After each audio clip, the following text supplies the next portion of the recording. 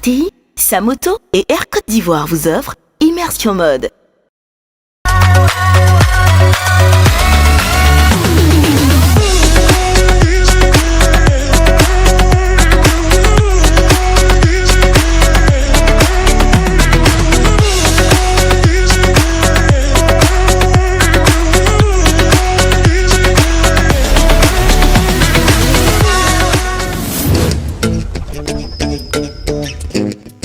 Bonjour et bienvenue dans Immersion Mode, votre émission qui vous fait voyager à travers l'univers très créatif de l'art et de la mode.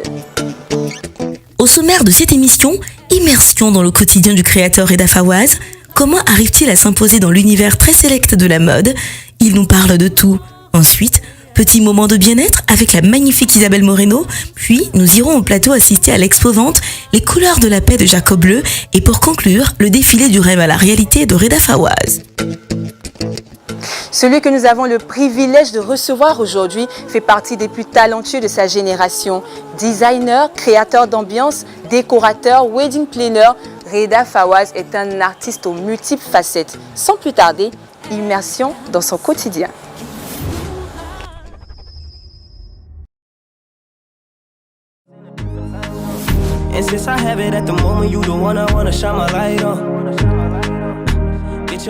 Dans le monde de la mode et de l'événementiel en Côte d'Ivoire et un peu partout, le nom de Reda Fawaz est inscrit de fort belle manière. Il conceptualise et organise les événements professionnels ou privés en alliant élégance et prestige. Il aime faire les choses à la perfection pour le plus grand bonheur des clients. Son parcours est une véritable source d'inspiration car il est un exemple de réussite made in Côte d'Ivoire. Petit après-midi, en compagnie de Reda Fawaz qui reçoit Nathan et Vanessa, ses égéries pour peaufiner sa toute nouvelle collection. Au programme, essayages et discussions.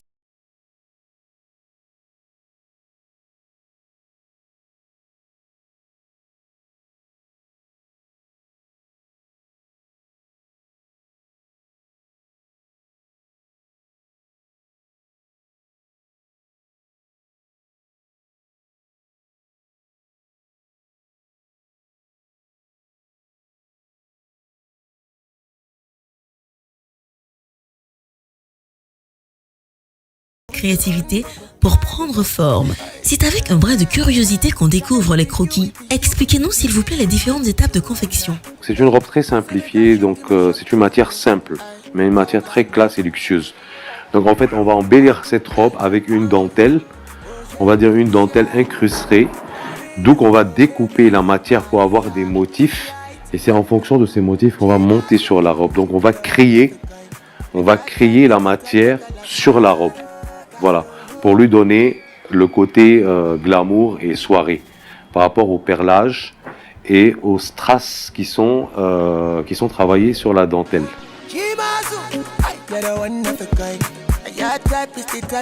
C'est comme si on était en train de dessiner quelque chose et on va le monter sur la robe. Admirez ce travail minutieux fait à la main, c'est tout simplement magnifique.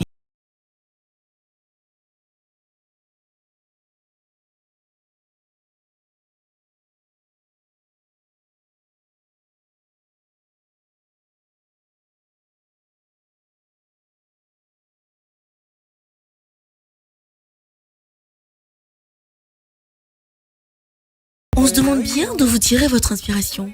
Alors, l'inspiration, d'abord, j'ai une personnalité qui est assez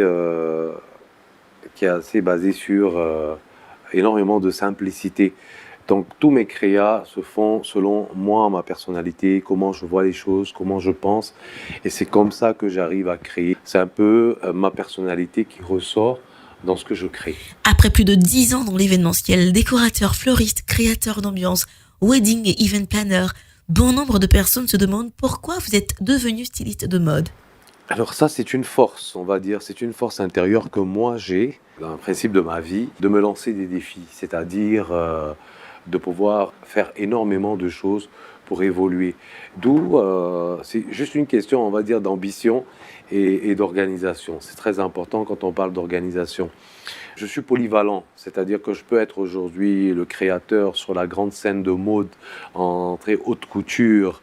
Je peux être lauréat de meilleurs, on va dire, créas sur la mode.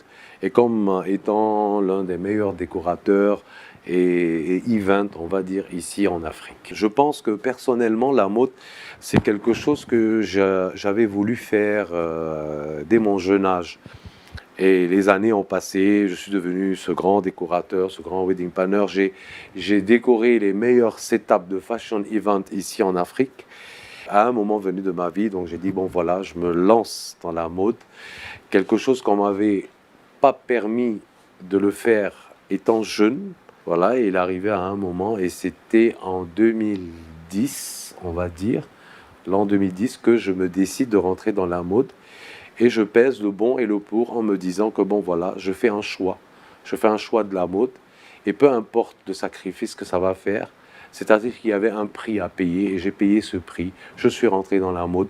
Ce que je ne me suis pas permis de le faire pendant des années, je l'ai fait quand même pendant 11 ans. J'ai réalisé ce qu'on appelle en fait un rêve que tout le monde ou tout artiste peut rêver. Et j'ai réalisé ce rêve, voilà. Et aujourd'hui, j'en suis fier. La notion de wedding planner est peu connue en Afrique. Expliquez-nous brièvement en quoi cela consiste. Alors voilà, la question elle est très profonde parce que là, quand on parle d'organisation de mariage, il faut savoir que on parle pas d'event, on parle de mariage. Et le mariage, c'est le plus beau jour de la vie d'un couple. Donc c'est une très très grande responsabilité, sachant que il n'y a pas très longtemps qu'en Afrique, on commence vraiment à entendre un mot qui s'appelle wedding planner, qui veut dire planificateur de mariage, parce que ce sont les Américains et les anglophones qui ont commencé. Moi, la chance que j'ai eue, c'est que je fus quand même diplômé de très grandes écoles de wedding planner. Et quand j'ai commencé à travailler en Côte d'Ivoire, les gens n'étaient pas vraiment attirés par un organisateur qui pourrait planifier un mariage. Parce qu'ici, on a des traditions en Afrique, comme il y a un comité d'organisation, il y a la famille, il y a les amis qui doivent s'imprégner. Mais cela, en tant qu'un professionnel, ne nous dérangeait pas. Moi, personnellement, ne me dérange pas. Et aujourd'hui, c'est vrai que c'est un métier qui est très complexe, parce qu'il faut savoir organiser et mettre sur un plateau sur mesure un mariage, et évidemment selon la bourse du couple. Pour terminer, quel message pouvez-vous donner à ces jeunes qui ne croient pas qu'on peut vivre et réussir en Côte d'Ivoire? Quand vous regardez aujourd'hui l'Europe, il y a 100 ans ou il y a 150 ans, n'était pas ce qu'il est aujourd'hui. Donc je pense que personnellement, ces jeunes doivent vraiment penser à rester chez eux et se battre pour ce qu'ils veulent. L'Afrique est connue comme étant le berceau du monde. Et le berceau du monde, l'Occident et le monde entier le sait et l'exploite à l'Afrique. Et pourquoi pas nous, personnellement, qu'on vit en Afrique, en tant qu'Africains, d'exploiter nous-mêmes nos propres matières, de travailler nous-mêmes et de l'exporter vers ces personnes. Et moi, c'est le conseil que je peux donner à toute jeune, à toute personne qui a de l'ambition de partir. Vaut mieux rester chez soi, de travailler chez soi et d'avoir la fierté d'avoir fait quelque chose chez soi.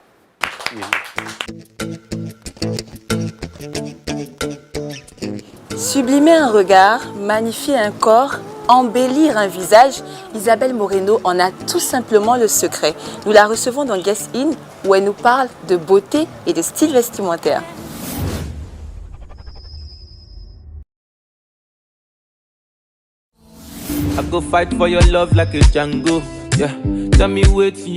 Telle une fée qui travaille avec passion et minutie, Isabelle Moreno s'est communiquée à travers l'art du beau et du bien-être. Du maquillage en passant par la coiffure et la mode, elle enjolive tout ce qui passe entre ses magnifiques doigts. Make-up artiste, directrice de plusieurs instituts et espaces de soins professionnels, elle est également promotrice du Moreno's Fashion Show. Petit moment de détente et de causerie avec la beauté intemporelle, Isabelle Moreno.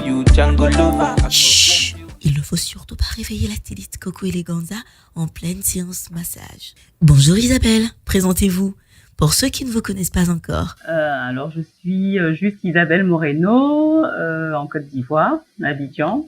Et je suis propriétaire d'Institut de beauté en Côte d'Ivoire et promotrice d'événements de mode qui s'appelle Morenos Fashion. Comment êtes-vous arrivé à la mode? Je suis arrivée à la mode très jeune, donc j'avais 13-14 ans. Étant donné que ma grande sœur Josiane était déjà mannequin, je l'accompagnais souvent pour les castings et tout, et Alphadi m'a repérée. Donc malgré mon jeune âge, j'étais toute maigre et lancée, et c'est comme ça que j'ai commencé, donc très jeune dans la mode.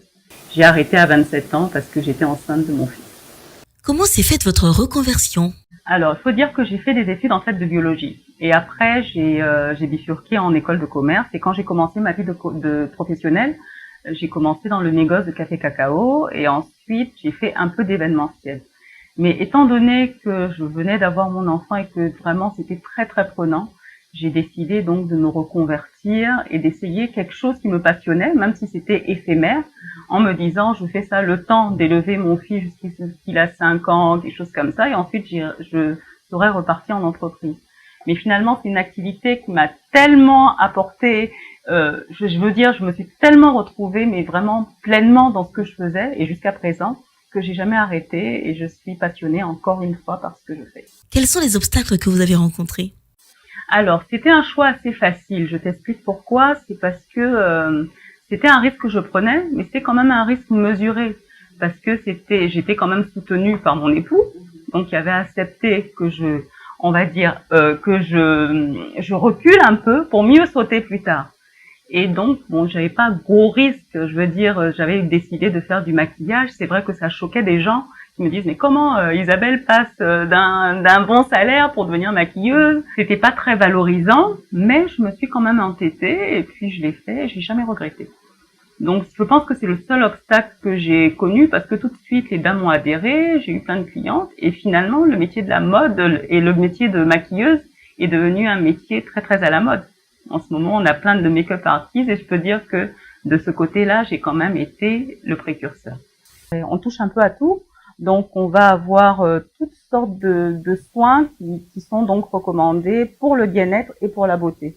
Donc, on va toucher aux cheveux, on va toucher au visage, on va faire les épilations, on va faire les soins de corps, les ongles, les cils. Donc, vraiment, c'est une diversité pas possible. Et la nouveauté depuis, on va dire, pratiquement 1 an, c'est qu'on s'est lancé dans les soins minceurs. Au départ, je voulais pas faire les soins minceurs parce que je me suis dit non, ça c'est un autre métier particulier et tout ça. Mais en prenant de l'âge et en prenant moi aussi du poids, il fallait que je trouve des solutions. Donc j'ai pris les machines et donc les clients et clientes en bénéficient, mais moi aussi. Et donc on fait beaucoup de soins minceurs et bientôt on va se lancer dans l'épilation définitive.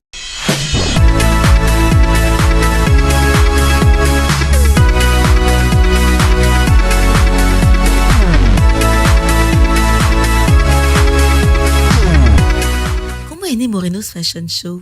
Morenos Fashion est un événement de mode donc que j'ai créé et qui a sa 13e édition. À sa 13e édition, c'est un show qu'on fait maintenant 1 fois par an en fin d'année.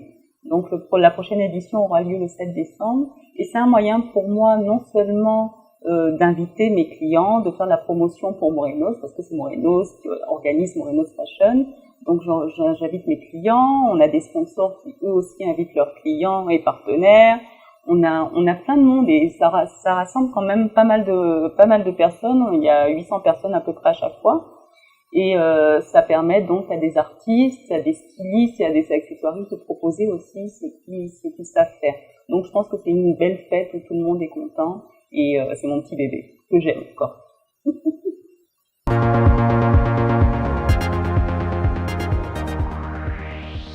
Si jamais votre fils veut se lancer dans l'entrepreneuriat, quels conseils pouvez-vous lui donner? Mon fils veut se lancer dans l'entrepreneuriat, je pense que je suis la mauvaise personne pour le décourager. Je suis obligée de l'encourager étant donné que moi-même je suis passée par là et que ça m'a réussi.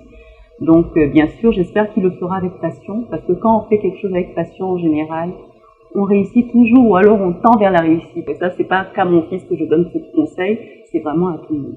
Comme disait Confucius, fais un travail que tu aimes et tu n'auras pas un jour à travailler de ta vie. Tu n'auras pas l'impression de travailler. Professeur d'art, Jacob Bleu fait partie des peintres les plus talentueux de sa génération. Nous avons assisté à l'expo-vente qu'il donnait, les couleurs de la paix.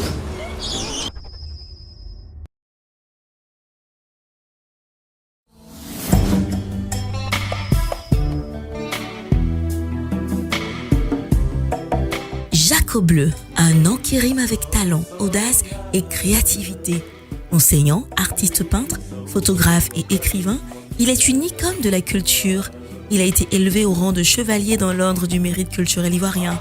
Diplômé de l'École nationale supérieure des beaux-arts d'Abidjan, il est l'initiateur du premier grand festival international des arts visuels d'Abidjan, AVA.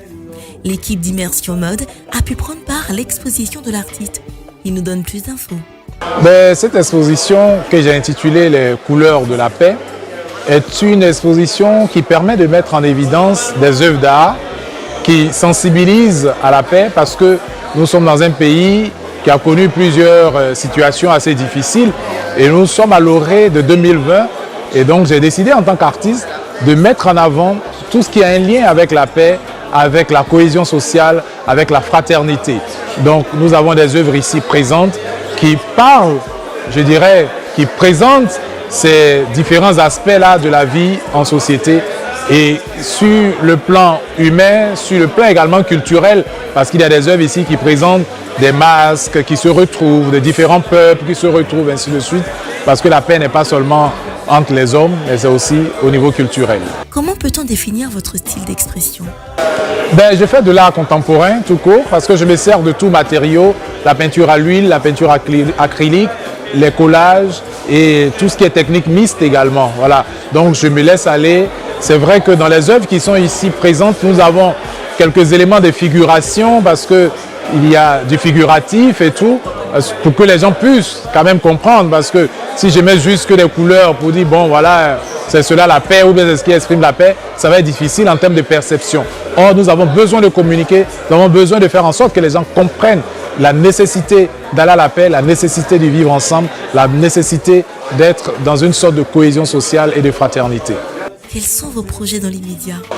Déjà, au niveau des projets, faire en sorte que cette exposition soit visible par d'autres personnes. Donc, après ici, nous avons d'autres échéances ailleurs pour que l'exposition soit visible tant en Côte d'Ivoire qu'à l'extérieur, à l'international. Cela est important parce que la paix, ce n'est pas seulement une question ivoirienne, c'est une question internationale, c'est une question qui touche à tout le monde. Donc nous allons faire le tour avec quelques expositions à l'international et puis après cela, voir comment développer d'autres aspects en termes de culture, en termes de développement très importants. Le défilé de mode, c'est tout de suite.